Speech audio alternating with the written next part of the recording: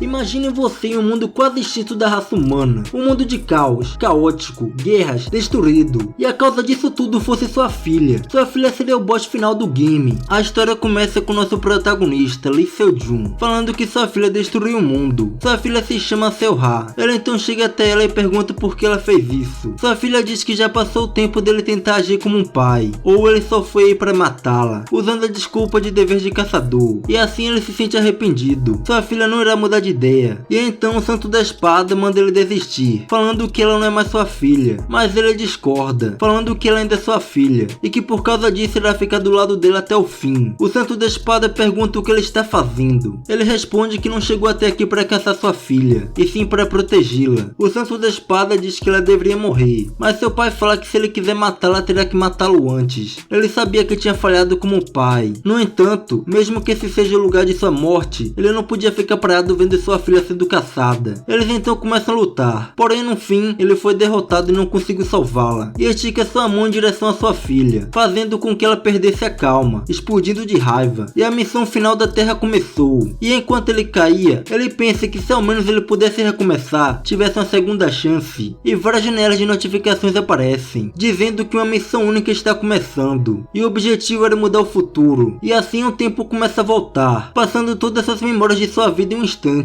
e quando ele acorda, ele não entende o que está acontecendo, e se pergunta onde está. Ele então lembra o que tinha acontecido, e pegando seu celular ele percebe que havia realmente voltado ao passado, e se olha no espelho, se perguntando de como ele havia voltado para o passado. Isso é impossível, e nesse momento uma pessoa bate na porta, perguntando se ele, Seo-jun, estava em casa, e fala que era Yoon-hye. Ele ouvindo isso sai correndo até a porta, e quando ele vai ver quem é, vê sua ex-namorada, que está com a menina que disse sua filha, Seo-ha. E nesse mesmo momento uma janela de notificações aparece, dizendo para que ele evite que Seo-ha tenha 5 infortúnios. Yoon-hye diz que poderia ser difícil de acreditar, mas que ela era realmente sua filha, e ele com a cara de puto, diz que a vida já tem sido bem difícil para ele, e fala que se ela fez isso para ameaçá-lo, e pergunta se ela tem alguma prova de que ele era o pai dela, e assim ele não aceita ela e a manda embora, mas podem ficar de boa. Isso foi o que ele fez em sua vida passada, ele era um bosta mesmo. Seo-jun então começa a olhar para sua filha, e se pergunta de como uma criança que nem ela iria acabar com o mundo no futuro. Isso significa que muitas coisas ruins aconteceram com Seo-ha, mas ele não sabe quais são esses infortúnios que irão acontecer com ela, e percebe que nunca teve uma memória feliz com ela desde que a conheceu. Ele só não reconheceu que era o pai dela, como também fez Yoon-hye cuidar dela até morrer, e só após isso que ele começou a cuidá-la. E depois que Yoon-hye morreu, ele estava cheio de dívidas, então teve que trabalhar sem parar, e Seo-ha foi deixado em um ambiente sem cuidado nenhum. E o motivo de Seo-ha ter chegado àquele estado de querer acabar com o mundo, certamente foi ele. Yoon-hye percebe que Seo-jun começa a ficar nervoso, e antes que ela pudesse falar alguma coisa, Seo-jun chega em Seo-ha. Ele chega em Seo-ha e aceita como sua filha. Eles a convidam para sua casa, e estica sua mão para Seo-ha, dizendo que irá acompanhá-la, e isso tira um lindo sorriso do rosto dela. Já na casa, Yoon-hye fica encabulada, pensando que ele mudou, porque ele é um cara bagunceiro e estava arrumando a casa, e ainda estava jogando com a Seo-ha mesmo nunca tendo a visto. E ela diz para ele que ele havia mudado bastante, já que antes ele tinha uma atitude de pirralho. Ele apenas responde que todos mudam com o tempo. Ele pergunta o motivo dela ter escondido ter uma filha até agora. Ela explica que seu término foi complicado, e quando ela soube que estava grávida, ele já tinha ido para o exército. Ele diz que originalmente ela iria criar Seo-ha sozinha, mas que teve algumas coisas que não deram certo. Seo-jun pergunta o que aconteceu, e ela diz que um acidente aconteceu, e não tem nenhum lugar para ficar. Sua casa ficou em pedaços, e continua falando que ela não irá pedir para que ela assuma a responsabilidade, já que foi a escolha dela dar luz a Seo-ha. Seo-jun então pergunta o que ela quer. Yoon-hye pede para ficar em sua casa por um tempo, pois não podia deixar Seo-ha dormindo no hotel. E quando ela ia falar das despesas, Seo-jun corta ela e diz que ela pode fazer o que quiser. E Yoon-hye fica em choque, pois Lee Seo-jun não é um homem que permitiria algo desse tipo. Ele era um delinquente e alguém imaturo. Ela tinha ido em sua casa já preparada para receber xingamentos dele. E nesse momento ele chama Yoon-hye e diz que aquilo que ele iria dizer podia ser algo meio repentino. E então ele pergunta se eles deveriam se casar. Ele jogou essa do nada, mano. Yoon-hye fica em choque e se pergunta o que diabos aconteceu nesse tempo que eles estavam separados, pois quem seria o doido de pedir a ex em casamento, após ela chegar com a menina dizendo que era sua filha. Mas se ele não falasse isso agora, ele poderia se arrepender. Apesar que agora ele tem um coração para consertar as coisas, o tempo e o vazio que veio depois da morte da Yoon-hye o fez perceber o quão importante ela era. Yoon-hye diz que ela só tinha ido até ele porque as coisas realmente não estavam indo muito bem, e não porque ainda sente alguma coisa por ele, e continua dizendo que ela é grata por ele ter deixado elas ficarem em sua casa, e pede para falar desse assunto mais tarde. Ele concorda, e ele já imaginava que ela ia responder assim. Já de noite, Seo-jun pergunta se ela tinha algum plano, pois além do dinheiro para se conseguir uma casa, tem os custos para cuidar de Seo-ha, e ela responde que vai se juntar a uma guilda, e quando ele ouve isso fica em choque, pois ele considera isso um dos motivos dos infortúnios de Seo-ha. 25 anos no passado, e 10 anos agora, todas as nações do mundo ficaram em colapso ao mesmo tempo. Todos os tipos de bichanos saíram das rachaduras dimensionais, levando à destruição da raça humana. Contudo, a humanidade não foi totalmente aniquilada, porque as pessoas usaram a mana que vazou das rachaduras dimensionais, e se adaptaram aos poderes especiais vindo dela. As pessoas que podiam realizar essa tarefa, quase impossível de matar os bichanos, eram chamados de caçadores. Voltando aos dias atuais, Eunhye chega no local da guilda, e voltando um pouco no tempo, Seo-jun pergunta se ela tinha assinado com a guilda, e ela diz que não, mas que estava pensando em assinar já que os benefícios são ótimos. Então Seo-jun começa a explicar que há muitas falhas no contrato de caçadores, e que muitas guildas se aproveitam disso, e por isso seria melhor ela não assinar nada. Seo-jun percebe que ela não tinha gostado muito da ideia, e diz para ela assinar então, claro, se não houver nada de incomum, mas se houver algo suspeito como ele mencionou, ele irá fazer dele uma caçadora então.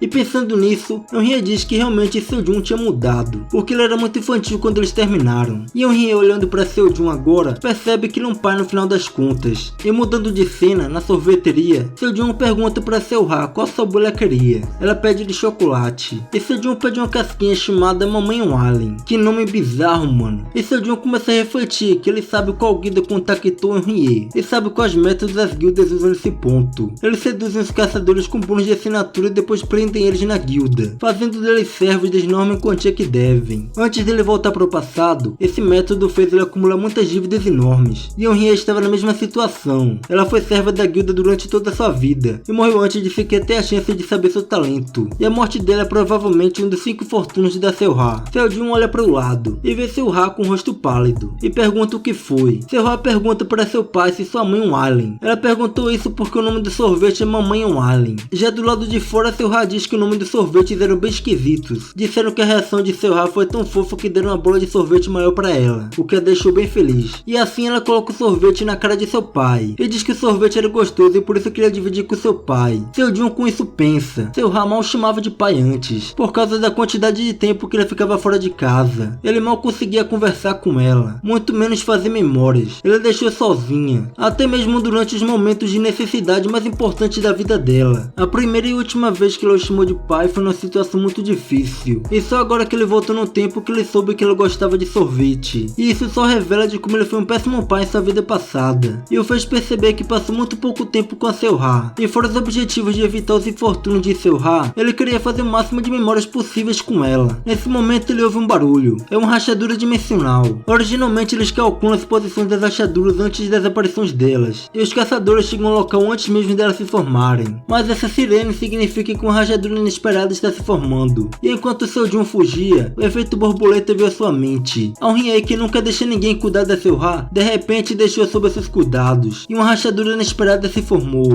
e ele estava no meio de todas essas mudanças, pois ele tinha alterado o rumo das coisas, e o futuro mudou, mas ele não tinha feito nada tão impactante ao ponto de causar uma rachadura. Do portal sai um touro, virado num capeta, e todos saem correndo num desespero. Seo-jun pensa que não teria dificuldade de derrotar ele se tivesse com seus poderes de sua vida passada, mas ele é uma pessoa normal agora. A única coisa que ele pode fazer agora é correr. Porém o touro o ataca, mas ele desvia, e pergunta para Seo-ha se ela estava machucada. Ela responde que não. Assim ele manda ela se esconder num beco, e fala para ela não sair de lá até ele mandar. Ele percebe que o alvo do touro era ele. O touro vai em sua direção novamente, e então ele vai uma vassoura no chão e pula para tentar pegá-la. Mano, ele quer usar uma vassoura como arma num touro virado num capeta. Ele desvia do bichano, mas ele não tem como escapar disso agora. Desde que a sirene tocou, ele tem 5 minutos até que a ajuda chegue. Ele então pensa em segurá-la por esse tempo, mas mesmo que 5 minutos pareça pouco tempo, ele pode morrer nesse tempo. No entanto, ele tem que fazer isso. Antes dele voltar para o passado, ele não tinha a força necessária para se tornar um caçador, e por consequência disso ele tentou achar uma maneira desesperadamente para viver. Ele memorizou livros inteiros desses bichanos, e de repente uma magia de gelo acerta o touro, que o faz ficar doido, e por causa disso o lugar onde Seo-ha estava começa a cair, mas Seo-jun no estilo herói consegue salvá-la a tempo, e vê que ela não tinha nenhum ferimento, o que o deixa feliz, e assim cai no chão. Mas no mesmo instante os caçadores chegam. Já no hospital, Eunhye chega desesperada, e vê Seo-jun na cama, Tora. E ele fala que Seu-Ha não estava ferida. E Eun-hye, olhando para ele, começa a chorar, deixando ele em choque. Ele diz que estava bem, que era só uma brincadeira, que ele consegue ficar de pé ainda, deixando Eun-hye pistolada. Do lado de fora, Seo-jun fala que queria perguntar algo para Eun-hye de Seu-Ha, pois quando Tora apareceu, uma coisa esquisita aconteceu. Um pilar de gelo de repente apareceu, e continua dizendo que acha que a pessoa que usou essa magia foi a Seu-Ha. Eun-hye fica assustada e nervosa ouvindo isso, e tenta negar o que ele falou. Seo-jun então pede para que ela olhe em seus olhos, e dizer que não foi a Seu-Ha que fez isso. Eun-hye pergunta para ele se ele guardaria segredo, e ele responde que sim, já que ela é sua filha. Ele nunca faria algo que a colocasse em perigo, e ela responde que confia nele, já que ele foi capaz de confiar nela de novo. Ela então pergunta para ele se ele se lembra da razão dela ter ido até sua casa, e que era por causa que sua casa caiu em pedaços, mas na verdade foi a Seu-Ha. Isso foi resultado da perda de controle de suas emoções. É de boa normalmente, mas caso isso aconteça novamente, ela está com medo de que a leve para um laboratório medonho. Seo-jun fala para ela ficar calma, porque ele irá defendê-la com todas suas forças, afinal ela é sua filha. Ela então pergunta para ele se já passou pela sua cabeça que talvez Seu-Ha não fosse sua filha, e ele apenas responde que ela era sua filha, e mesmo que não fosse, ele não iria discutir isso com ela. O que ela está fazendo agora é o total oposto de seu do passado, mas Eun-hye fala que isso é verdade, que ele estava certo, e faz um sorriso bem bonito, o que deixa ele todo corado, com o coração disparando. Parece que alguém se apaixonou novamente, né? E galera, eu estarei encerrando o vídeo por aqui. Eu espero que tenham gostado do vídeo, e não se esqueçam de deixar aquele like para fortalecer o canal. Então é isso galera, falou!